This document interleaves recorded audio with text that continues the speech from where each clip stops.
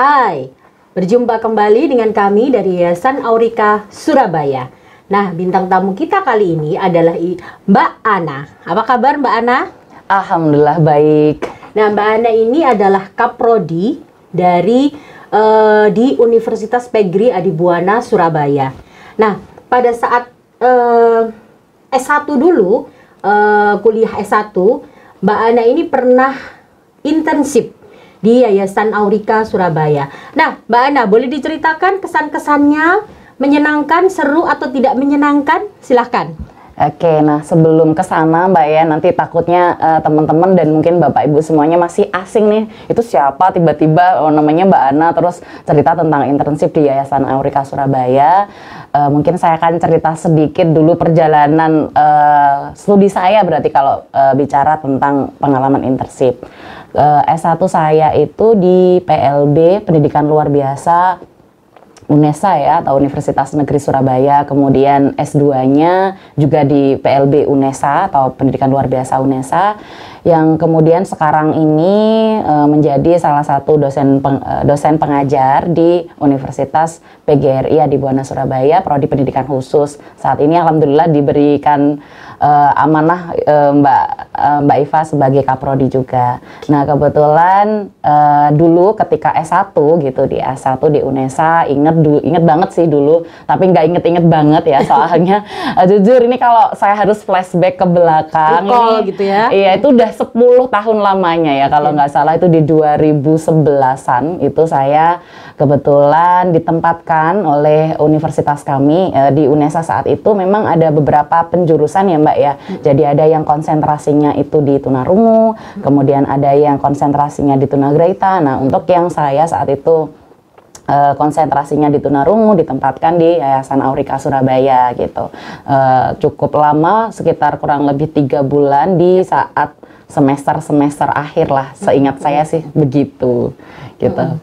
Kemudian untuk kesannya mungkin ya, kesannya yang saya peroleh saat itu ini perlu di flashback kembali ya, tentang di tahun 2011 atau mungkin sebelumnya 2010-an, itu saya kaget sekali Mbak, dalam artian saya ketika saat itu di zaman itu ketika di bangku kuliah belajarnya saya konsentrasinya tunarungu, sehingga paradigma atau apa ya, materi-materi yang saya terima itu taunya oh tunarungu itu mereka nggak bisa dengar.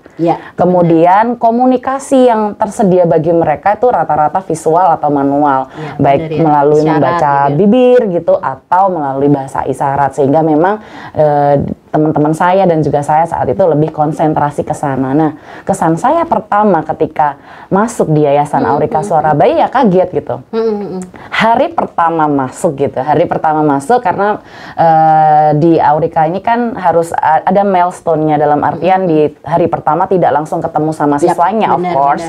Ya, nggak, nanti siswanya kaget, sehingga kami diberikan pelatihan dulu oleh guru-guru yang ada di sana saat itu, diberikan cuplikan video gitu, video bahwa oh ini ada anak tunarungu, tetapi mereka kok bisa bicara. Nah, ini kok beda dengan yang biasanya saya saksikan di televisi gitu ya, atau saya ikuti ketika pembelajaran di bangku kuliah, sehingga saat itu saya sangat penasaran kok bisa. Saya itu tahunya ini udah mau lulus ya, gitu ya, tahunya oh oke, anak tunarungu tuh kayak gini, terus nanti hasilnya seperti ini. Nah, kemudian mendapatkan profil yang berbeda gitu, terus saya jadinya lebih penasaran dan ingin lebih belajar tentang apa itu EVT, Auditory Verbal Therapy di Yayasan Aurika Surabaya. Itu kesan pertamanya kaget, tapi juga seneng dan penasaran. Ini apa sih EVT, kok bisa anak yang saya taunya harusnya gini kok bisa seperti ini gitu. Oke. Kalau pada saat materi yang diberikan kan itu hari pertama bertemu, dikasih video-video dulu gitu ya, diperlihatkan video-video kemampuan anak-anak gitu ya. Nah, pada saat selanjutnya apakah diberikan materi-materi gitu, Bu Ana? Iya, jadi program yang diberikan itu selama 3 bulan itu memang bertahap ya Mbak. Jadi mulai dari perkenalan dulu gitu ya, anak EVT itu seperti apa, manajemen audiologi itu seperti apa, kemudian kurikulum dan kalau umumnya itu namanya RPP ya, atau rencana program seperti itu. Kalau di sini namanya planning session dan teman-temannya itu. Kemudian kita melihat dulu gitu, harus lihat dulu ketika anak di terapi seperti itu oleh terapisnya, dan kita hanya memantau dari hasil dokumentasi saja. Jadi selama 3 bulan itu kami ketemu sama anaknya itu cuman kalau nggak salah di 2 minggu terakhir, di 2 minggu terakhir di mana kita sudah awal-awalnya sudah dikenalin dulu dengan anaknya. Kita harus tahu nih karakteristiknya anaknya seperti apa, kemampuan sekarang gimana, yang mau dikasihin apa, sehingga baru kita bisa benar-benar nanganin anaknya dengan tepat ya. gitu Takutnya ya. kita kalau ke susu-susu gitu ya, oke ini kan kita 3 bulan ya udah di minggu pertama kita harus praktek. Nah masalahnya kalau mungkin untuk pendekatan yang lain bisa Bu, karena ada di bangku kuliah. Contoh misalnya kita mau ngajar anak-anak tunarungu yang menggunakan komunikasi manual, misalnya pakai bahasa isyarat, kita di kelas gitu di bangku kuliah diajarin. Jadi ketika kalau memang komunikasinya demikian, kita bisa langsung. Ya, karena sudah belajar gitu udah ya. ada belajar, Ya, atau benar. setidaknya mungkin adaptasinya cukup seminggu 2 minggu. Nah, cuman karena FET ini saat itu bagi saya tuh baru, dan memang di tahun-tahun tersebut juga baru juga bagi teman-teman saya seangkatan gitu, sehingga ya sudah kita harus belajar dulu nih. Takutnya kalau kita keburu-buru malah salah, nanti hasil yang didapatkan anaknya jadinya nggak optimal gitu. Tapi intinya gini sih, memang di setiap universitas atau perguruan tinggi ini perlu adanya program internship, atau biasanya memang di kampus-kampus beda-beda sih Mbak namanya. Ada yang namanya itu magang gitu ya, ada yang praktek, ada yang internship, PPL jadi rangkaian itu gitu ya, ada yang sekarang jadi PLP, pengalaman persekolahan gitu. Nah memang banyak namanya, tapi memang itu sangat dibutuhkan gitu sekarang. Bagaimana seorang mahasiswa calon guru pendidikan khusus selain belajar teori di bangku kuliah gitu, perlu untuk mengimplementasikan benar-benar kadang realnya antara di teori nih kayak diceritain dosennya tuh gini, ternyata ketemu kaget Beda lagi gitu ya. iya. Nah, jadi kita harus belajar real di lapangan melalui program internship. Nah, kalau pada saat magang itu kan banyak sekali ketika praktek gitu kan ya, melihat anak-anak langsung gitu ya. Oh berarti excited nggak sih waktu lihat anak-anak itu? Wow gitu nggak sih? Maksudnya kan seperti yang disampaikan tadi, nggak pernah nih dari di bangku kuliah itu kan diterima bahwa kalau anak tunarungu dengan manual atau dengan visual gitu kan. Nah kalau pada saat benar-benar lihat gimana? Jadi ya cukup, maksudnya ya kaget banget, dalam artian kita itu sebelum ke Aurika ya, sebelum dengan pendekatan FET ini dulu sudah melakukan observasi di berbagai sekolah, khususnya SLB ya Mbak ya. Jadi kalau nggak salah awal kayak pertemuan semester 3, 4, 5, 6 itu kita memang sudah diberikan pembelajaran oleh dosen kita untuk selain di tempat kuliah itu observasi juga, tapi rata-rata memang observasinya di SLB, kemudian di sekolah inklusi itu yang biasanya kita lakukan. Nah, ketika kita di SLB dengan misalnya saya konsentrasinya tunarungu kan otomatis ke SLB-nya SLBB ya untuk khusus tunarungu. Nah ini yang saya temukan berbeda gitu. Experience-nya berarti ya, pengalamannya yang beda. Ketika saya berada di SLBB biasanya ya sudah saya mengamati anak-anak komunikasi rata-rata memang menggunakan bahasa isyarat nih, ngomong sama temennya tuh kan biasanya pakai bahasa isyarat, dan saya ngamatin terus ikut nimbrung seperti itu. Nah itu experience dan profil yang biasanya saya temukan ketika observasi di sekolah-sekolah.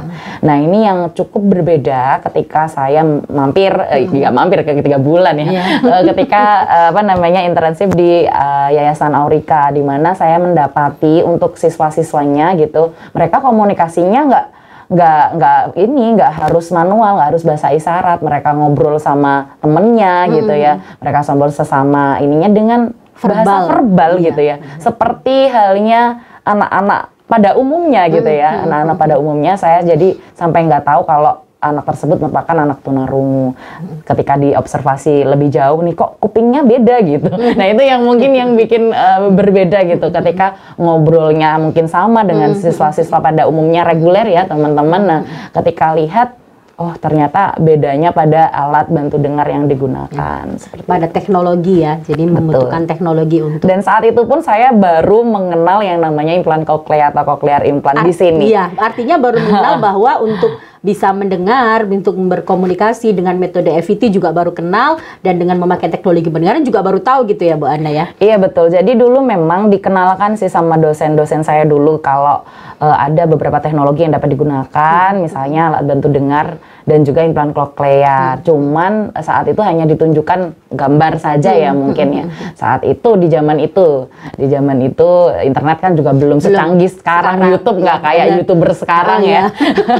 Gitu. Jadi dulu hanya lihat oh gitu ya bedanya di sini, tapi kan nggak memegang. Beda kalau ABD atau alat bantu dengar itu kita memang ada dulu di lab. Di lab ya. Di lab kita bisa pegang, kita bisa coba-coba gitu. Nah, cuman yang implan cochlea itu kita saat itu belum ada di lab, sehingga kita taunya hanya abstrak gitulah ya. Abstrak kayak gitu digambar saja. Nah, kemudian di sini saya jadi belajar, oh itu tuh yang realnya gitu ya, namanya implan cochlea tuh seperti itu.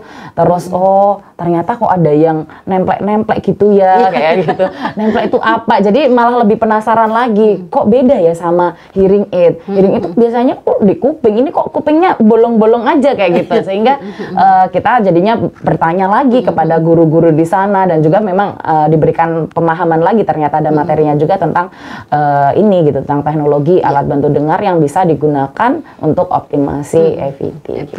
Jadi ketika di Aurika itu, ketika Bu Ana hanya intensif di Aurika itu, satu Bu Ana ini ya apa namanya diberikan materi-materi tentang FET gitu kan, mulai dari materi apa saja itu Bu Ana, FET apa itu FET gitu ya, terus apa lagi kira-kira? Mulai dari awal sih, mulai dari bagaimana kita proses mendengar tuh seperti apa, kemudian yang terjadi pada anak tunarungu kok jadinya profilnya berbeda, padahal hanya gangguan pendengaran tapi dampaknya ke bahasa, terus juga tentang alat bantu dengar, tes-tes pendengaran gitu, tes-tes pendengaran yang tersedia. Kemudian memang kita sebagai pendidikan khusus mungkin nggak harus langsung nanganin untuk tes pendengaran, tapi kita juga harus tahu nih referensinya. Jadi kalau orang tua tanya, kita nggak yang plongo-plongo gitu loh Bu, plongo-plongo gitu, sehingga kita juga diberikan update terkini. Kalau misalnya di kampus itu kan lebih ke teoritis. Nah, di sekolah Aurika ini kami diberikan referensi yang lebih praktis. Jadi,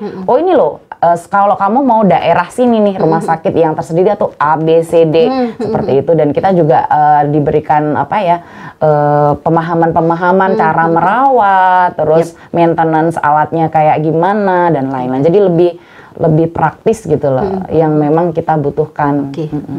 Nah sekarang kan Bu Ana ini kan sudah pernah internship gitu ya di Aurika, sekarang kan sudah menjadi kaprodi gitu ya. Ada nggak sih, maksudnya punya nggak bukan cita-cita ya, istilahnya mungkin target gitu ya. Oh berarti kaprodi pendidikan luar biasa kan ya Bu Ana ya, artinya ada target nggak sih? Oh berarti nanti mahasiswa saya juga akan saya kenalkan nih dengan ini gitu. Ketika saya sudah tahu tentang FET, dikenalkan juga ke mahasiswanya Bu Ana. Ada target seperti itu nggak? Iya, terima kasih. Jadi sebenarnya ketika saya experience sendiri ya, mengalami sendiri bagaimana benefitnya ketika kita ikut program apapun namanya ya, entah itu PPL, entah itu magang, entah itu internship di sekolah atau di lembaga pendidikan seperti itu, saya jadinya oh ya sudah, untuk prodi kita di PKH Unipa Surabaya ini juga harus seperti itu, karena memang benefitnya sangat besar gitu, sehingga jikapun durasinya juga kita sesuaikan. Misalnya kemarin 3 bulan saya merasa kurang, sehingga untuk program di kampus saya sendiri, saya tambahin 1 bulan deh misalnya, seperti itu. Kemudian juga di kami sendiri ini pun memang namanya beda sih. Kalau sekarang ini saya cerita masa sekarang berarti ya. Ini cerita masa sekarang. Kalau di prodi pendidikan khusus ini kita ada program namanya PLP dan PLP. Nah PLP ini program perkenalan persekolahan ini ada sesi 1 sama 2. Nah, untuk 1 itu biasanya lebih ke observasi dulu, kemudian di 2 itu baru praktek seperti itu dengan SKS-nya 1 sama 4, berarti total 5 SKS, sehingga memang durasinya cukup lama untuk teman-teman ini merasakan ya bangku nggak hanya di sekolah di kampus tapi juga di lapangan. Nah, kemudian juga ini kita merupakan prodi baru ya Bapak Ibu dan juga teman-teman semuanya. Kita baru 4 tahun, baru ada 1 lulusan, sehingga juga output yang sudah ada alumni yang kemarin nih kita lihat, kita review CP-nya, sudah keberhasilannya seperti apa, sehingga untuk memperbaiki kurikulum selanjutnya. Misalnya dengan adanya evaluasi kemarin, kita ada penambahan mitra. Misalnya kalau kemarin itu kita fokusnya misalnya konsentrasinya baru 2 di autis sama tunarungu. Nah, ternyata di lapangan butuh lagi di konsentrasi yang lain, maka kita tambah kemitraannya gitu. Ada salah satu mitra yang akan yang sudah kita ini di sini di Yayasan Aurika Surabaya dengan memberikan pelatihan ya kepada teman-teman mahasiswa ketika mereka nanti ketemu dengan tunarungu yang memang mereka cara komunikasi pilihan pendekatannya adalah ini, dan mereka harus siap sehingga butuh skills ini gitu, nggak hanya tentang autis saja, nggak hanya tentang tunarungu saja, tapi memang kita di PKH Adibuana Surabaya ini sendiri sifatnya inklusif, mempelajari semua jenis kekhususan. Oke, berarti ada kesempatan untuk dari Adibuana ini, Universitas Pendidikan Adibuana, untuk kerjasama dengan Aurika gitu ya. Betul sekali. Kita tunggu kerjasamanya gitu. Sudah. Oh sudah. Oke. Oh ya, sudah. Adibuana ini juga. Cuman memang mungkin belum berasa ya, karena kemarin itu ya seperti yang kita ketahui kan pandemi ya. Jadi kemarin itu pelatihannya dilaksanakan secara daring. Jadi mungkin belum terasa. Nah, ini mengingat pandemi sudah mulai flow-nya cukup ini ya, mungkin kita bisa lakukan pelatihan-pelatihan yang sifatnya luring, sehingga mungkin lebih mengena untuk teman-teman mahasiswa nanti gitu. Semoga ya akan bisa tatap muka gitu ya. Iya.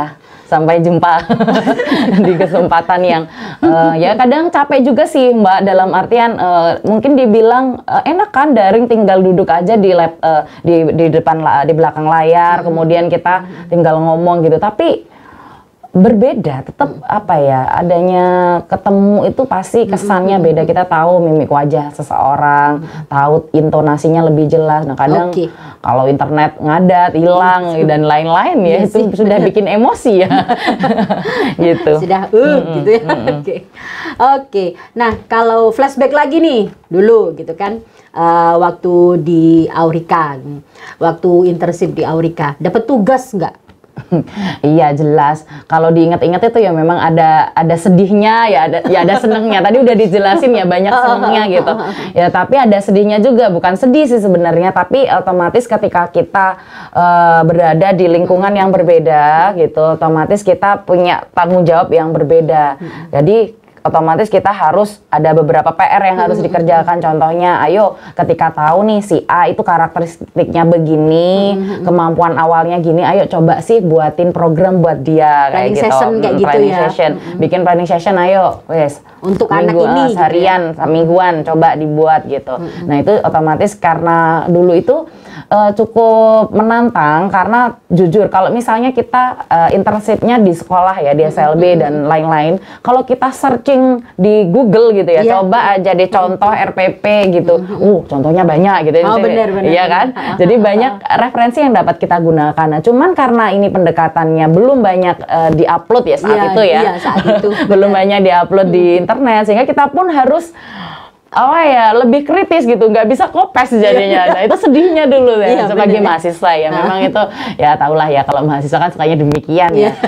Tapi justru kesedihan itu mungkin menjadi harus lebih banyak belajar berarti ya. Jadi memberikan dampak yang baik juga sih, sehingga otomatis saya tidak nyontoh gitulah, nggak gratil lihat di mau kopes, sehingga karena nggak ada ya udah harus benar-benar lihat lagi hasil observasinya kemarin gimana, oh anaknya seperti ini, dilihat lagi kurikulum yang diberikan gitu, yang diberikan, oh berarti coba sih yang ini, medianya coba pakai yang ini dan karena saat itu juga sangat dibantu sih dengan gurunya di sana untuk konsultasi, kemudian revisi, konsultasi, revisi dan lain-lain sehingga menjadi program yang pas gitu untuk ketika diinikan ya, presentasikan ke anak ya. Pendampingan dari guru oke lah, sehingga meskipun dibilang agak sulit iya karena referensinya masih kurang, tetapi karena pendampingan yang penuh sehingga kami pun dapat mengikuti program dengan baik. Oke. Nah, seru sekali kita sebenarnya. Oke, Bu Ana, closing statement. Silahkan.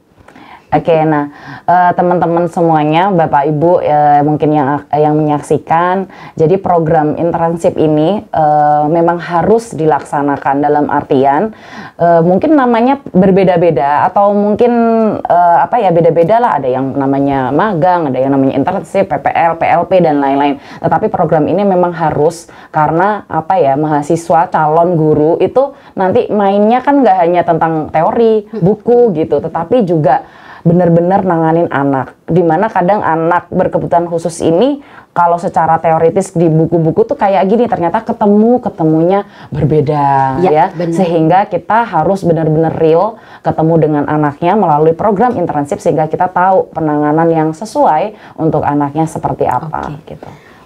Pesan untuk Aurika, harapan untuk Aurika? Oke. Nah, untuk Aurika sendiri saya pikir sejauh ini sudah besar ya, jadi sebenarnya tinggal melanjutkan perjuangannya selama ini, dalam artian saya lihat sekarang ini sudah, yang mungkin dulu ya di tahun 2010 itu masih sedikit lah informasi gitu mengenai EVT ya, seperti yang saya jelaskan tadi ya, kesedihan ketika lihat di YouTube nggak ada informasi gitu ya, mau kopes tadi ya, kemudian dilihat di Google juga kurang informasi. Nah sekarang ini saya lihat pendekatan ini sendiri untuk EVT ini udah mulai marak ada gitu, mulai banyak di internet, di YouTube dan lain-lain, dan juga salah satu sumbangsi yang memberikan sumbangsi gitu, berarti kontributor ya. Kontributornya adalah Yayasan Aurika Surabaya. Saya lihat IG-nya, saya lihat websitenya cukup mengedukasi, utamanya untuk masyarakat, parents dan juga teman-teman mahasiswa atau mungkin pemerhati ya yang ingin belajar tentang apa itu EVT atau Auditory Verbal Therapy. Oke, ya terima kasih Bu Ana. Sudah berkenan dan menyediakan waktunya untuk menjadi bintang tamu di obrolan kita hari ini. Semoga lain waktu kita bisa ketemu lagi. Terima kasih Bu Ana. Siap. Kapan saja. Okay. Terima kasih. Sampai bertemu lagi pada tema selanjutnya. Terima kasih. Dadah.